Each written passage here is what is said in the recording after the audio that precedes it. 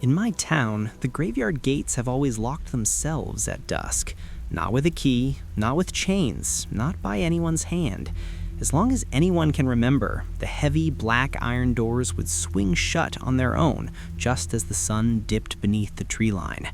You could stand there and watch, the hinges groaning, the lock clanging into place without a soul near it. We were raised to treat it like weather, unquestionable, ordinary, the way you don't question why the tide recedes or why shadows lengthen. Everyone knew, when dusk falls, the gates close. Stay outside. Walk away. It never disturbed me until tonight. I was heading down Elder Road, jacket pulled tight against the biting wind, when I saw it. The gates weren't closed. They were wide. Hinges yawned outward like arms spread to invite. The air seemed different around them, colder, as if stepping too near meant leaving the rest of the world behind. The lock, massive, iron, older than the town, dangled useless in the wind. My stomach tightened. The gates never hung unlocked, not once. If you ask the oldest folks in town, they'll swear on their graves, those doors shut every single night at dusk. But now it was long past dark, and they weren't shut at all. Something waited beyond. I couldn't see it, couldn't prove it, but the rows of gravestones in the darkness stood too still, too orderly, as though they knew I was there. Tonight, the gates had opened on their own, and God help me, I was the only one who saw. Everyone here grows up with the graveyard. It sits at the top of Elder Hill like a crown of iron and stone, black gates jutting between pillars of granite. You can see it from almost anywhere in town. Rows of headstones tilted against the horizon, mausoleums crouched like frozen beasts. It has weight, not just physical, but cultural. Every family has someone buried there. A grandmother, a soldier uncle, a child lost too young. People visit during the day, leave flowers, kneel in silence. Nobody ever complains, nobody ever vandalizes. Not because of respect, because of fear. At 6 o'clock, everything changes. The gates groan on their hinges and swing closed. They always shut at the same moment, dusk bleeding over the tree line. The sound of that lock clanging into place has been our church bell for generations. It doesn't matter if you're inside or outside the cemetery. It doesn't matter if you're standing 2 feet away or a mile. When the gates close, you feel the air shift. Everyone does. The old-timers will tell you stories. Supposedly, some years back, before my parents were born, a stubborn young man tried to wedge the gates open with a crowbar. They found him the next morning curled against the path inside, eyes wide, body drained like something had wrung him hollow. It was written off as a heart attack, but the town remembers. People always remember. So we adapted. Shops close early on burial days. Caretakers and gravediggers never linger after sundown, no matter what unfinished business remains. Children are told not to play anywhere near Elder Road when dusk approaches. Teenagers who dare each other to sneak in enjoy their laughs only until the first clang of iron, then scatter like birds. We never had to make it a law. The gates are their own law. As a kid, I accepted it without question. Just another rhythm of town life, like the markets on Thursdays or fireworks on the 4th. Only later did I realize how strange it was, an entire community shaping itself so tightly around silence. Because deep down, we all share one truth. Those gates don't close to keep us out. They close to keep what's inside from walking free.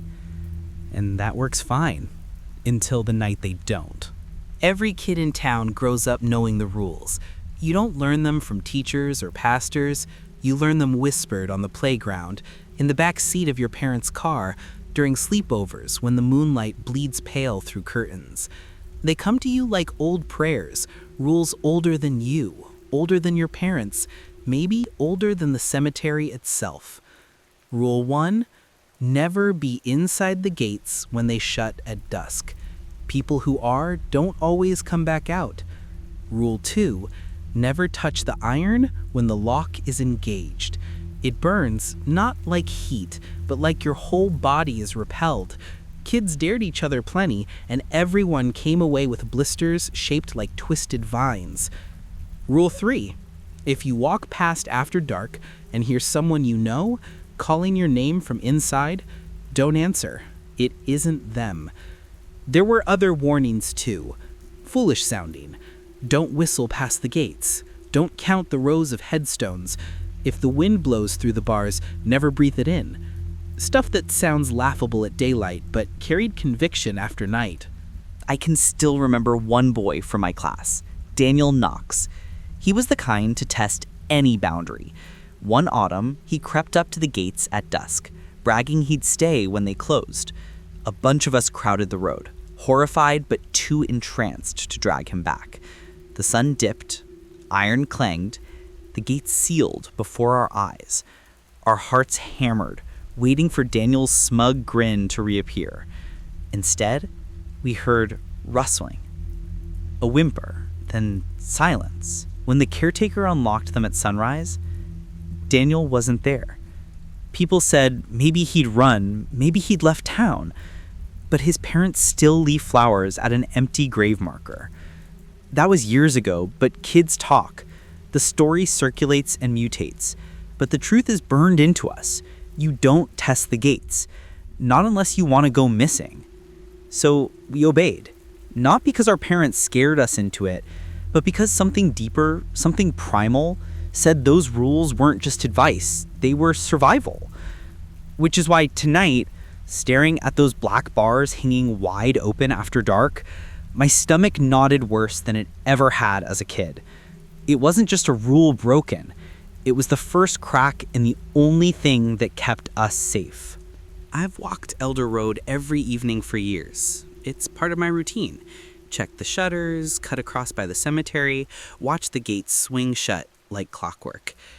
They always did. They always obeyed the rhythm, like the whole town exhaled once the clang echoed over the hill. But tonight broke the pattern. I came up the rise a half hour after sundown, jacket cinched against the cold, and stopped dead in my tracks. The gates were wide, not cracked, not partially jarred, wide. Both iron arms flung outward in total defiance of gravity and rule. I can't explain how wrong it felt. Every instinct screamed they shouldn't look like that. Not just because they were open, but because they looked inviting. The stone pillars on either side seemed tilted closer, making a kind of gaping mouth. The lock, that ancient iron monster, hung useless, twisting gently in the cold wind like a broken tongue. Beyond, the path stretched inward under washed-out moonlight, rows of silent stones tilting toward me. Every headstone shadow looked longer than it should, pointed at the open gates like they were begging me to step through. Then I saw the tracks. Footprints, fresh, dozens of them leading from the threshold inward, barefoot by the look, as though an entire procession of people had walked calmly across gravel toward the oldest part of the graveyard. My pulse went wild, because I knew one thing for certain. No caretaker would have been in there after dusk. No mourners, no late flower deliveries, nothing. The gates were supposed to hold everyone and everything inside. Those tracks were not from the living. The wind shifted then, rattling leaves in long, dry waves. And with it, the faintest murmur. Not crickets, not owls. Low voices, dozens of them, all carrying from deeper inside. The gates yawned wider. And though I stood firmly planted on Elder Road, I felt it, the sense of weight behind me, as though stepping forward would tip a scale the town had balanced for generations. The gates had never been opened before, and I realized, with horror knotted tight in my gut, that maybe they hadn't swung wide to let someone in. Maybe they had been forced open to let something out. I don't remember making the decision to step through. One second I was frozen at the road's edge, breath fogging white in the cold. The next, my hand brushed cold iron, and my boot crunched down on gravel inside the gates. The air changed instantly. It wasn't dramatic, no sudden chill or gust. Instead, it felt heavier, dense, like the air in a sealed room where too many people had breathed for too long. Moisture prickled on my skin. My lungs strained as though I'd stepped somewhere smaller, older, already full. The moonlight didn't help. The farther I walked, the dimmer it seemed, as though the glow was forced back by the rows of gravestones listing endlessly to either side. Trees along the fence groaned softly like sleepers roused. Then I heard it. Voices. Maybe 50 yards ahead, faint at first, swelling the farther I pressed. Not unearthly shrieks or hisses, ordinary voices, murmuring in layered waves, like a congregation mid-hymn without any organ behind them. Some gravelly with age, some higher, childlike. I couldn't pick out words, just syllables running into one another, breaths sighing heavier than speech had any right to. I swept my flashlight across the path. The beam caught on fresh earth. Graves disturbed, soil pressed upward in cracked mounds, like something beneath had pushed once before going still again. My throat dried instantly. The names on headstones blurred through condensation as I hurried by. Out of the corner of my eye, I saw it. Movement, not in front of me, above me. A shadow sliding along the wall of the caretaker's chapel, long, stretched, bending against angles that couldn't be cast by trees or stones.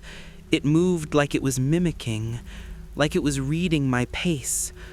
I spun and shined the light. Empty wall. The murmurs surged louder in response. No rhythm now, no calm unity, just a flood of whispers spilling from every direction, curling closer.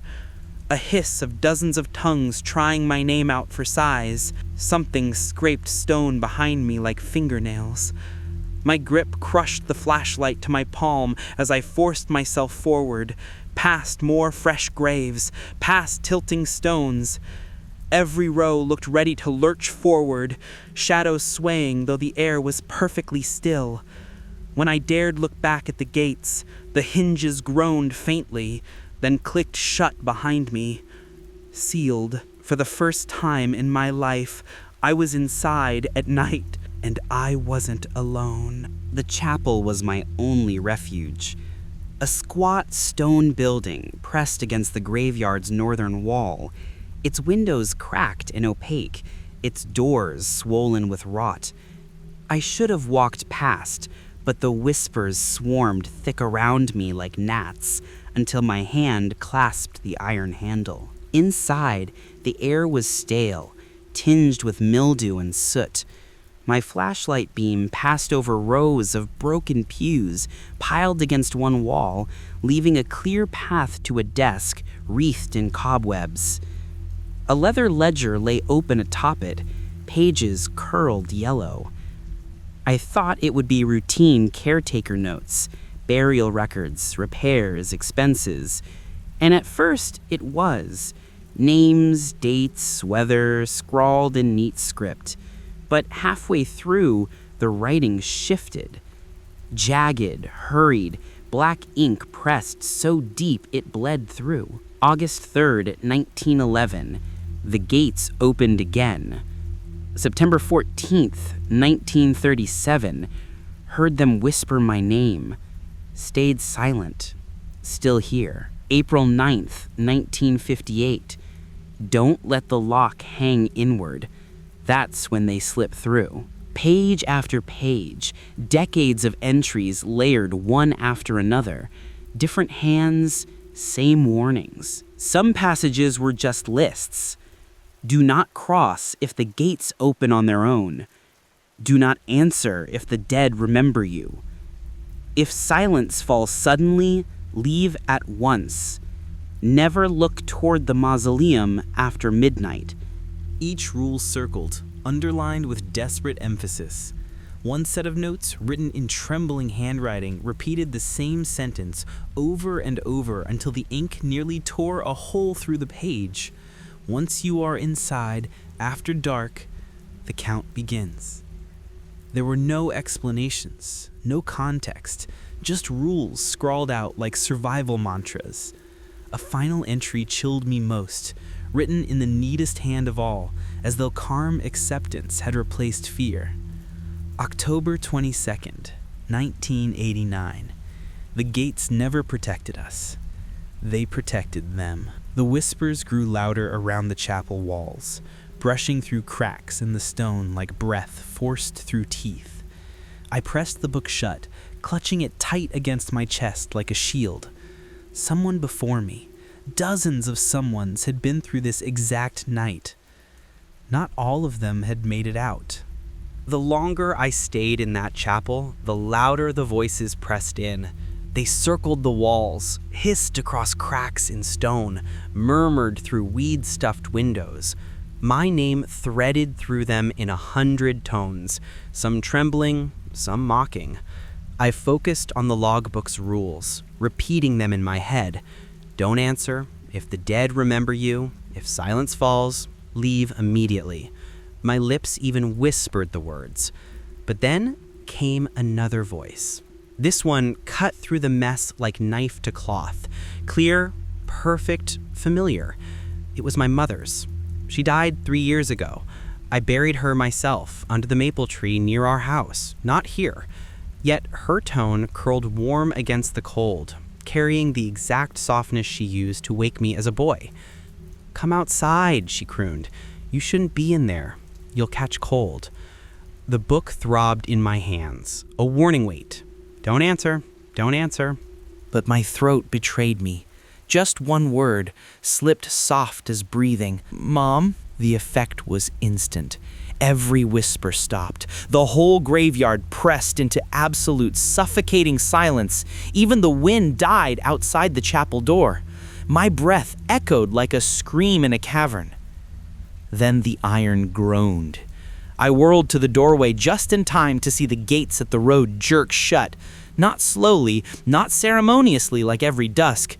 They slammed hard, the clang rattling so violently it shook dust from rafters above me. The lock clicked.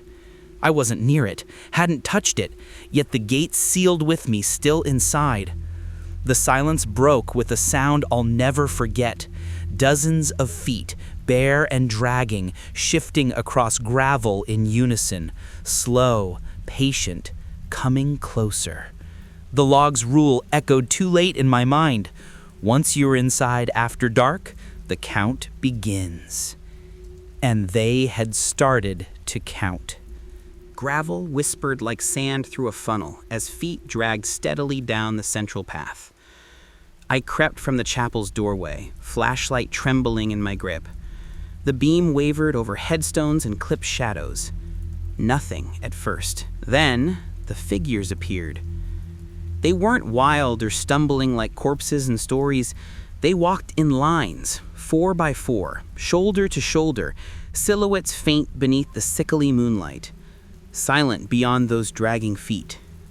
I froze. The logbook pressed to my chest like scripture, light quivering down their path. Dozens of forms slouched forward, clothes shredded with soil, skin pale, features blurred into wax. But their order was perfect. Each row stepped in synchronicity, knees stiff, jaws fixed. Even their blank eyes never strayed, locked straight ahead, locked on the gates as though nothing else mattered. One at the rear twitched and tilted, falling half a beat out of line. 2 others immediately seized it by the arms, yanking it upright without slowing pace. It shuffled back in sync, head lolling, and their rhythm resumed. I gagged behind my sleeve, throat sour with bile. The sound of so many feet grinding gravel filled the graveyard in droning waves, like a metronome for the dead. They marched past tilted headstones, toppled angels, rank weeds. None looked at me, not even when my light cut across sockets where eyes should have been. Some still had flowers matted in bone fingers, funeral suits dangling in tatters. Others were too rotted to tell what they once were. All moved with the same steady inevitability toward the open gates. And for a heartbeat, I thought, maybe that's all this is. The gates opened to let them out, and now they're leaving. Maybe they won't notice me. But then the front row reached the gates, and something impossible happened. Instead of walking out, they stopped, stood perfectly at attention in formation on the threshold, waiting. The rest filed behind, stacking rows, pressing into columns until the central path choked with silent bodies, every one facing outward toward the road, toward me. My knees shook so violently I nearly dropped the light. All I could think of was that last journal line written over and over. Once you are inside after dark, the count begins. And somehow, with my whole body cold, I understood. They weren't leaving. They were gathering. And the count was for me. I pressed myself into the shadow of a headstone, pulse hammering in my ears. The procession had stopped, their lines stacked like soldiers awaiting command. Not a sound broke from them, not a breath, not a groan, not even the creak of bone. The graveyard vibrated with silence so thick I realized it wasn't absence of noise, it was suppression. Something was holding it back. My grip on the caretaker's ledger tightened until the leather squealed. The notes swirled through my head now, every frantic rule another puzzle piece sliding into place. Don't enter if the gates are open. Don't follow if the dead remember you. Don't count the rows. Don't look after midnight. These weren't random scribbles from madmen. They were instructions compiled generation after generation. A manual for survival, and one entry screamed louder than all the others. The gates never protected us. They protected them. It hit me like a spade to the skull. The gates weren't some polite town superstition. They were containment. Every dusk, they closed not to warn us away, but to cage the dead inside. Every clang of iron had been less bell than lock, clicking shut on something patient and immeasurable. And tonight, it had slipped, or maybe not slipped, maybe opened. The lock hung askew on purpose. The gates had been invited wide. And now the dead weren't streaming outward, weren't fleeing to roam town roads.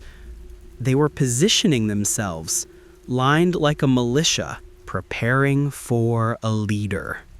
One figure began to move differently than the rest, taller, cloaked in shadow denser than the others, form uncertain but defined by weight, like gravity bent heavier where it passed. Not dragging feet, but gliding. Not silent, but humming low, a resonance that shook headstones as it advanced. The procession parted for it without hesitation. Rows split cleanly, corpses pivoting stiffly aside in synchronicity. Leaving a bare aisle from mausoleum to gates, it was heading for the threshold. And God help me, for the first time I felt what generations of caretakers had known in their marrow. The gates weren't built to protect the living. They were the only thing shielding the world from what marched out when they opened. The aisle the procession formed pointed like an arrow at the gates. And then I saw it. It didn't look like the others. It wasn't just pale or rotted or stiff. This one bent the air around it, carried a weight that pressed into stone, into bone. Shadows bent unnaturally long beneath its footsteps, and when my flashlight beam landed on its shape, the light guttered and dimmed, as though refusing to expose the truth. It moved closer, deliberate, heads bowing in its wake. Every corpse dropped their gaze as it passed. Some even sank lower in stiff parody of kneeling. It stopped at the threshold, where black iron met stone road. Those great gates still hung open, arms flung wide, and for the first time in my life I realized how thin the boundary really was. 2 iron doors, a single lock. That was all that stood between the living town behind me and this multitude. The thing raised its head. I gripped the ledger, heart clawing inside my chest. It had no eyes, no features to fix on.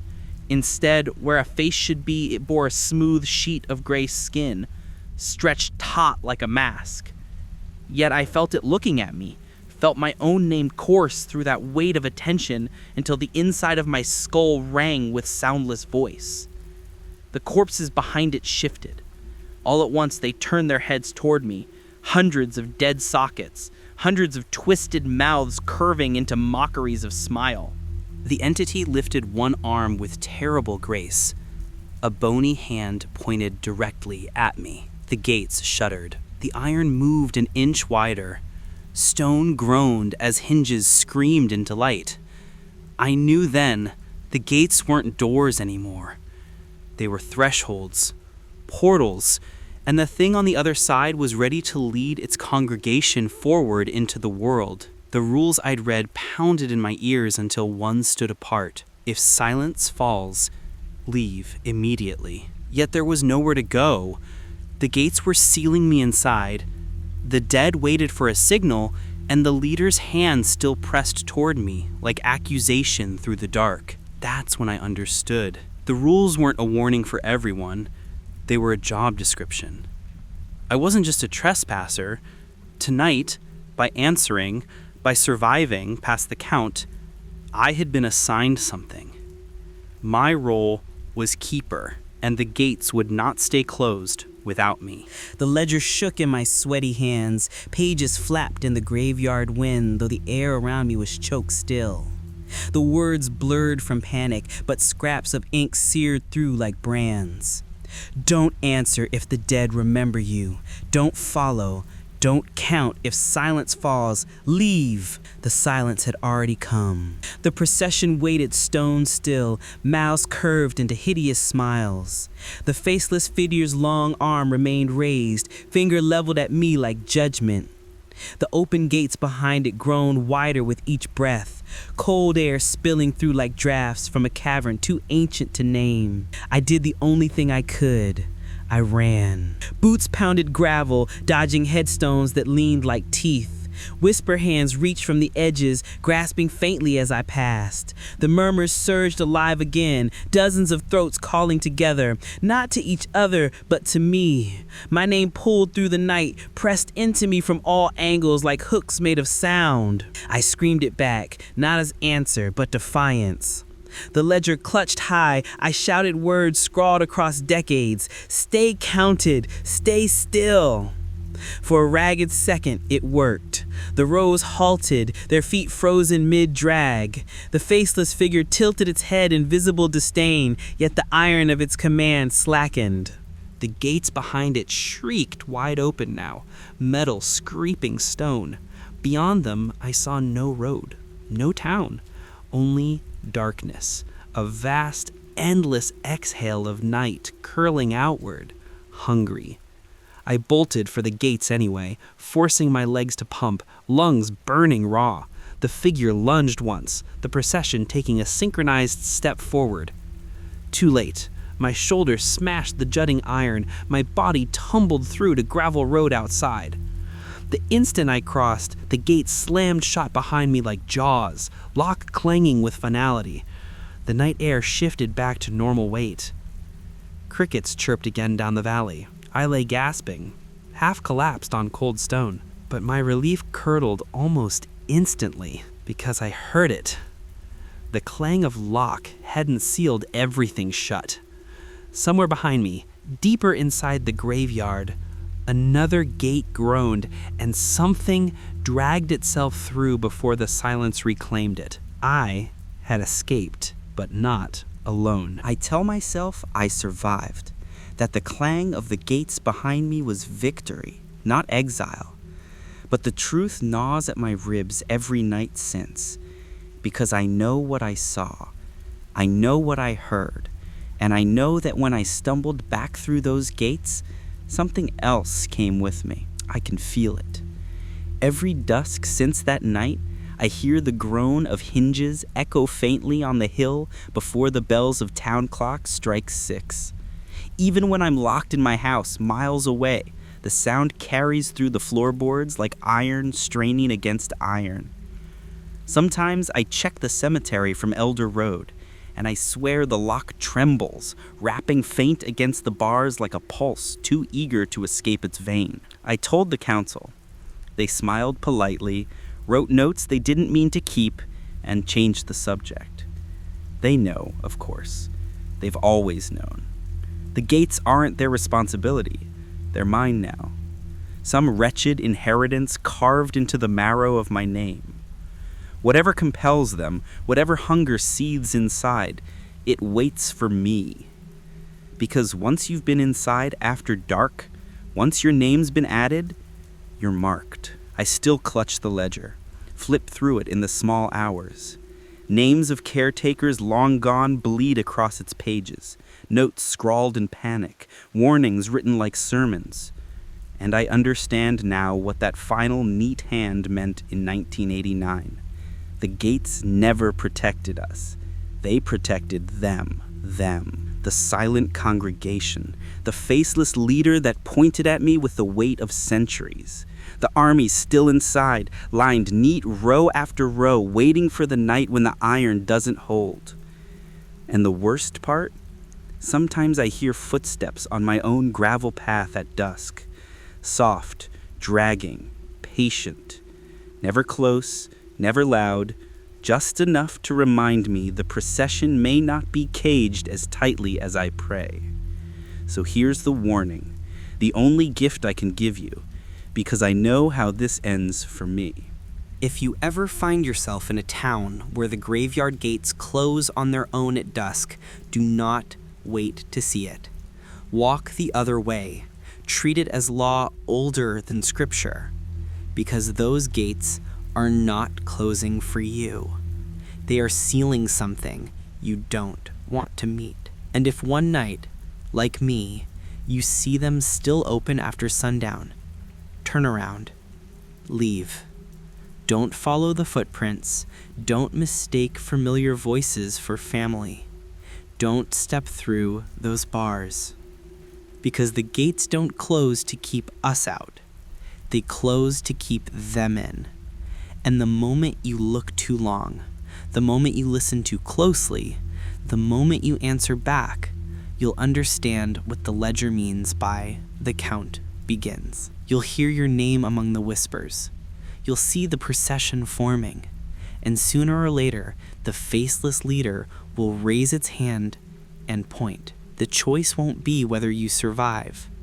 It will be whether anyone else still well. If this story kept you hooked until the end, like the video. It tells me you want more dark folklore tales. Subscribe for new horror stories every single week. Comment below. Would you dare step inside if you saw the gates open at night? The graveyard gates in my town have already opened once. Someday, they won't close again. And when that night comes, the count will start for all of you.